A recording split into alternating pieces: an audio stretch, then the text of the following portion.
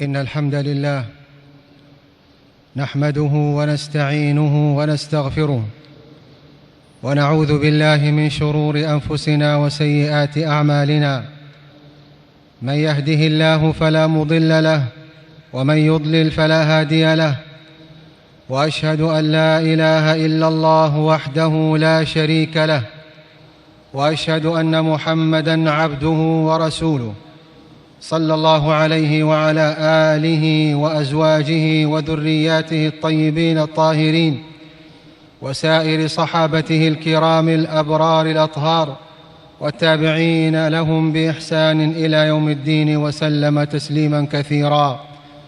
أما بعد، فأوصيكم ونفسي عباد الله بتقوى الله في السر والعلانية، فإنها أعظم الكرامة، وهي التي وصى الله بها الأولين والآخرين، وضمن للمتقين ألا يضلوا ولا يشقوا، ولا خوف عليهم ولا هم يحزنون. أيها المسلمون، ليس هناك نعمة إلهية بعد الإيمان أجل ولا أعظم أثراً من نعمة العقل، تلك الكرامة الربانية التي هي من أكبر بدائع صنع الله الذي أتقن كل شيء. وكل الدلائل والحقائق والبراهين تشهد أن البشرية جمعاء شهدت الوفاق التام بين منهج الله ووحيه وبين العقل البشري حينما جاء النبي محمد صلى الله عليه وآله وسلم بهذا الدين الكامل الهادي. وتكاثرت النصوص الشرعية على ضرورة إعمال العقل واستخدامه في التفكر والتذكر والنظر والتبصر والاعتبار والاهتداء من أقرب الطرق وأصحها إلى معرفة الله وتوحيده، والتعرف على أسرار التشريع والخلق والكون وبدائع أقدار الله وحكمه، والإفادة من ذلك كله فيما يعود بالنفع والخير على العبد في دينه ودنياه وآخرته. وأناطت الشريعة قيام التكليف بتوافر العقل وضرورة حفظه مما يفسده ويغيره ويعطل ملكته ويطمس نوره، وجعلت ذلك من الضرورات الخمس التي لا صلاح للعالم إلا بالقيام بها والحفاظ عليها. وأصبح التكامل بين الوحي والعقل عنوان الشريعة، فلا تعارض بين صحيح المنقول وصريح المعقول. أمة الإسلام، إن العقل الصحيح عدة المرء في النوائب، وجنته في النوازل، وقائده إلى الخيرات ودفع المضرات في العاجل والآجل. وإذا تم العقل تم معه كل شيء، وإذا فسد وذهب صار أمر العبد فرطا، ولا تجمل الحياة ولا يستطاب العيش إلا به، فهو يعين العبد على معرفة طرق الصواب والرشد فيسلكها، ويستبين سبل الخطأ والغواية فيجتنبها. والعقل والدين صنوان لا ينفكان، فلا يتم دين المرء حتى يتم عقله، والعقل بلا دين ضلال وانفلات وغواية، والتدين بلا عقل بريد الفهم المنكوس والسلوك المشين وضيق العطن. وكم في ذلك من إساءة إلى النفس والناس وتشويه لصفاء الإسلام ونقائه. وقد كان الحسن البصري رحمه الله إذا أخبر عن صلاح رجل قال: كيف عقله؟ فما تم دين عبد قط حتى يتم عقله. ومصداق ذلك من كلام الله تبارك وتعالى: ويجعل الرجس على الذين لا يعقلون. العقل من أجل مواهب الله لعبده، وكلما عظم حظ العبد من العقل انتفع بمواعظ القرآن وهداية الوحي أيما انتفاع، وأمسك بمفاتيح الحضارة والرقي وتسخير أسباب الأرض وخيراتها للعيش فيها عيشة كريمة هانئة. أفلم يسيروا في الأرض فتكون لهم قلوب يعقلون بها أو آذان يسمعون بها، فإنها لا تعمى الأبصار ولكن تعمى القلوب التي في الصدور. إن في ذلك لذكرى لمن كان له قلب، يعني عقل، لمن كان له قلب أو ألقى السمع وهو شهيد. وبين سبحانه وتعالى آياته الحسية والمعنوية والآفاقية لعلكم تعقلون وتتفكرون وتتذكرون. وأفضل قسم الله للمرء عقله، فليس من الخيرات شيء يقاربه. إذا أكمل الرحمن للمرء عقله فقد كملت أخلاقه ومآربه.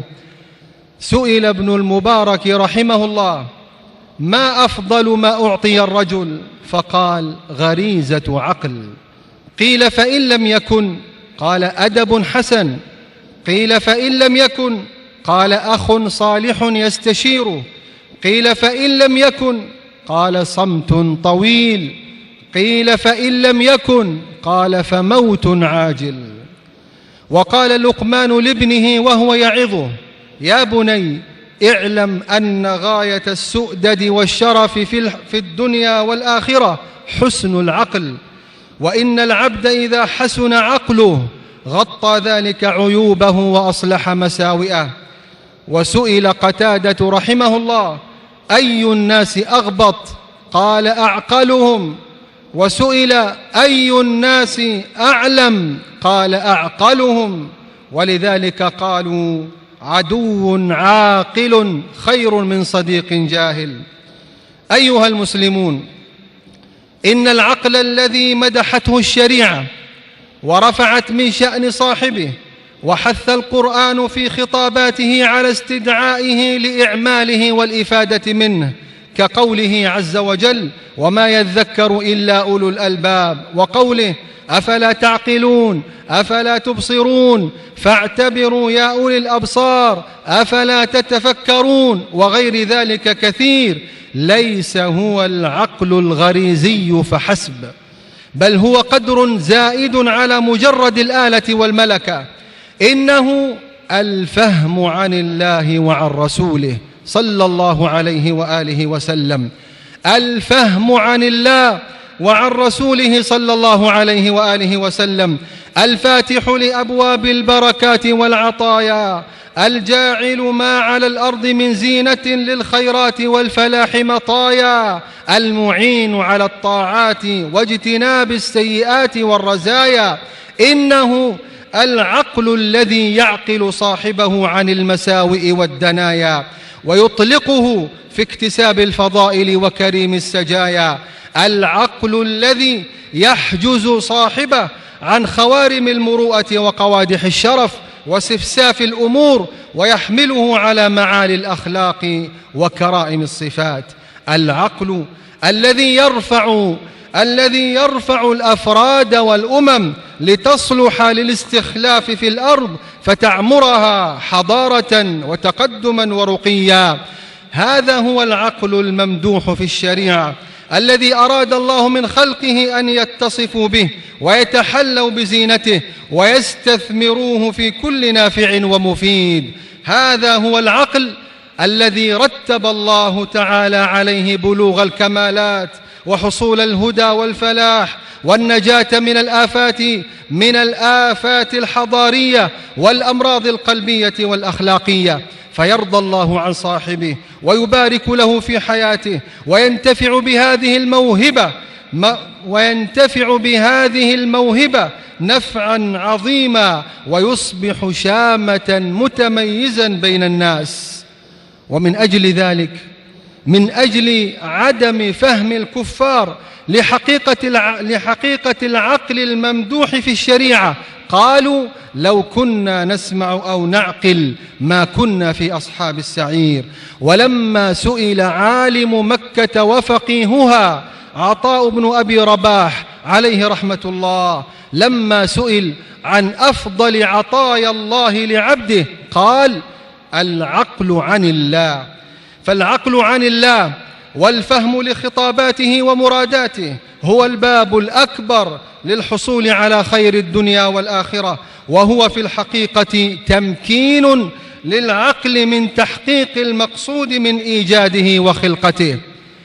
أيها المسلمون، إن معرفة حقيقة العقل الممدوح في الشريعة وضرورة حفظه وإعماله فيما يرضي الله سبحانه وتعالى يصحح عند الناس مفهومات خاطئة في كيفية استعماله، حيث وظف بعضهم ملكة عقولهم وذكاءهم في نشر الأفكار والآراء الضالة وتوليد الشبه والأهواء المضلة والحجاج لها لإضلال الناس، وتفنن فئام في أساليب المكر والدهاء والحيلة والخداع وإلحاق الضرر والأذى بالناس في دمائهم وأموالهم وأعراضهم ومكانتهم.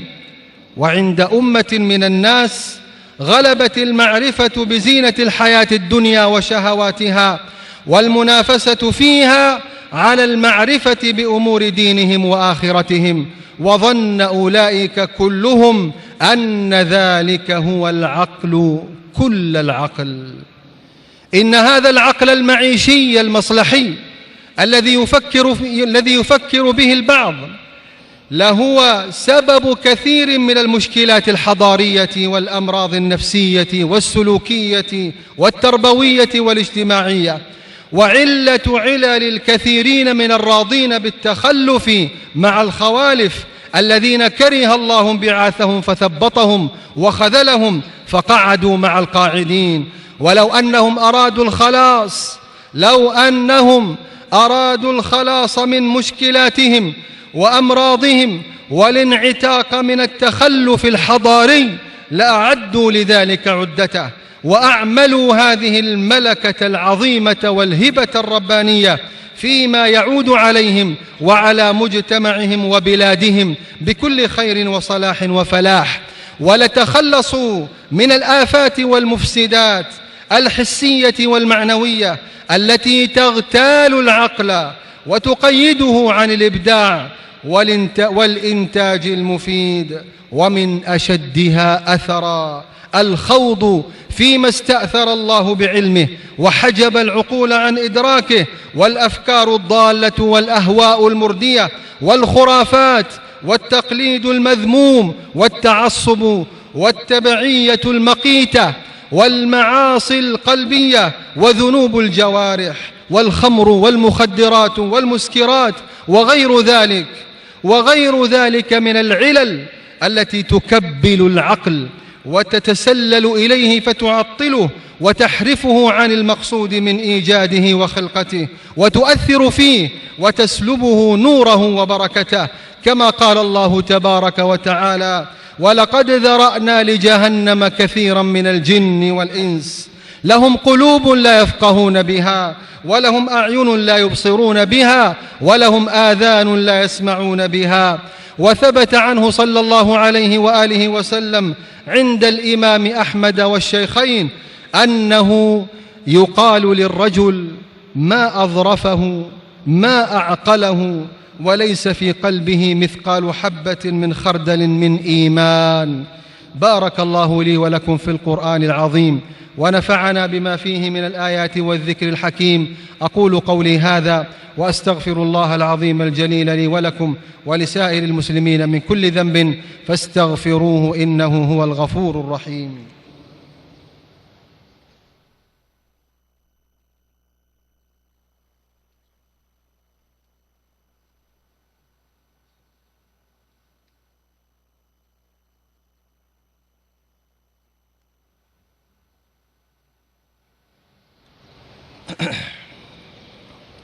الحمد لله كما ينبغي لجلال وجهه وعظيم سلطانه، وصلى الله وسلم على نبينا محمد وعلى آله وصحبه. وبعد، أيها المسلمون، إن العقل هو آلة الفهم والوعي والإدراك، وهو يعمل بكل كفاءة واقتدار إذا استنار بنور الوحي وآداب النبوة، واستفاد من تجارب الناس، واعتبر بأحداث الحياة والتاريخ وتقلب الأيام وتبدل الأحوال ومصارع الغابرين، فإن كل ذلك يزيد من عقله الغريزي ويوسعه وينميه ويكسبه عقلا واعيا سديدا مجربا. ويظهر عقل العاقل المهتدي بنور الله المجرب الواعي في مواطن كثيرة، فهو لا يقدم على أمر الله وأمر رسوله صلى الله عليه وآله وسلم شهوة ولا شبهة ولا قولا ولا رأيا، وإذا اشتبه عليه أمران اجتنب أقربهما إلى الهوى، وهو دائم التفكر والتذكر والاعتبار بالمآلات والأحوال والمحاسبة للنفس، مما يعينه على حسم الداء قبل أن يقع فيه وتقديم العافية على البلاء، فإذا ابتلي رضي وصبر. وهو يعلم أن البلاء موكل بالمنطق، فلذلك تراه يحرص على الصدق ويتخير الكلام النافع المفيد، ويحذر من آفات اللسان المردية التي تقدح في عقله ومروءته من الكذب وهو أشنعها، والغيبة والنميمة والشماتة. وهو لا يأمر الناس بالبر وينسى نفسه، ولا يسأل عن أشياء لا تنفعه ولا تعنيه، ولا يتكلم فيما لا يحسنه، فمن حسن عقل المرء وإسلامه تركه ما لا يعنيه ومعرفته مقدار نفسه. العاقل يعلم حقيقة الدنيا وأنها متاع زائل، ولهو ولعب وتفاخر وتكاثر في الأموال والأولاد، وزينة تخلب الألباب وتغر أهلها وتميل بصاحبها، فيأخذ عرض هذا الأدنى ويقول على الله غير الحق. والدار الآخرة خير للذين يتقون أفلا تعقلون، وما عند الله خير وأبقى أفلا تعقلون. أيها المسلمون، ليس هناك أحرص من العاقل على جمع الكلمة والوحدة والألفة والتغافل عن الهفوات والزلات ونبذ التفرق والنزاعات والخصومات والتحريش الشيطاني. وزينة العاقل التواضع للناس كافة، وإنزالهم منازلهم ومعاملتهم بظواهرهم وترك سرائرهم إلى ربهم. وهو لجودة عقله لا يحسد أحدا ولا يحتقره، ولا يحمل الحقد من تعلو به الرتب، ولا يستخف بأحد، فإن من احتقر العلماء والأتقياء أهلك دينه، ومن استخف بالسلطان واستهزأ به أفنى دنياه وأهان نفسه، ومن تتبع عورات إخوانه خرم مروءته وأزرى بنفسه. وحسن السمت وطول الصمت والرزانة من دلائل عقل العاقل الذي لا تستفزه الأحداث، ولا يستخفه الذين لا يوقنون، ولا تستجره الأهواء، ولا تطيش به النزوات. والعاقل هو الذي قد غلب حلمه غضبه، وعدله ظلمه، وتواضعه تكبره، وإنصافه بغيه وإجحافه، وتثبته تسرعه، وأناته وترويه عجلته وطيشه، وصبره جزعه، ووقاره حمقه، ومشاورته للعقلاء استبداده برأيه، وحسن تدبيره واقتصاده في معاشه تفريطه وتضييعه، ومروءته وترفعه حرصه على الشرف والجاه. أذل الحرص والطمع من أعناق الرجال، كم أذل الحرص والطمع أعناق الرجال، وهو يجل الكبير ويرحم الصغير ويبر والديه ويعطف على أهله وعياله ويكرم جاره وضيفه ويصل أرحامه ويهتم بأمر المسلمين ويعين على نوائب الدهر. وبكل حال فهو إلى كل خير أسرع، وعن كل زلة وخطأ ينيب ويرجع. فلله ما أهنأ عيشه وأطيب حياته وأسعد نفسه وأشرح قلبه وصدره. وتلك جنة معجلة في الدنيا لا يدخلها إلا الموفقون المسددون الذين عقلوا عن الله وعن رسوله صلى الله عليه وآله وسلم. أيها المسلمون، النساء شقائق الرجال، ولهن في كل ما ذكر نصيب وافر. وكم من نساء المسلمين من كان لها في الماضي والحاضر مواقف العقلاء ومروءة النبلاء. ونقصان عقل المرأة إنما هو في أن شهادة رجل تعدل شهادة امرأتين، ليس إلا كما بين ذلك النبي صلى الله عليه وآله وسلم. فكفوا أيها الناس، كفوا عن تعيير المرأة بذلك بعد بيان رسول الله صلى الله عليه وآله وسلم. ثم صلوا على سيدنا وحبيبنا رسول الله، فإن الله عز وجل قد أمرنا بالصلاة والسلام عليه، حيث قال في محكم تنزيله: إن الله وملائكته يصلون على النبي يا أيها الذين آمنوا صلوا عليه وسلموا تسليما. وثبت عنه صلى الله عليه وآله وسلم عند الإمام أحمد أنه قال: أتاني آت من ربي عز وجل فقال: إن الله كتب على من صلى عليك صلاة واحدة كتب له بها 10 حسنات، ورفع له 10 درجات، ومحى عنه 10 سيئات، ورد عليه مثلها.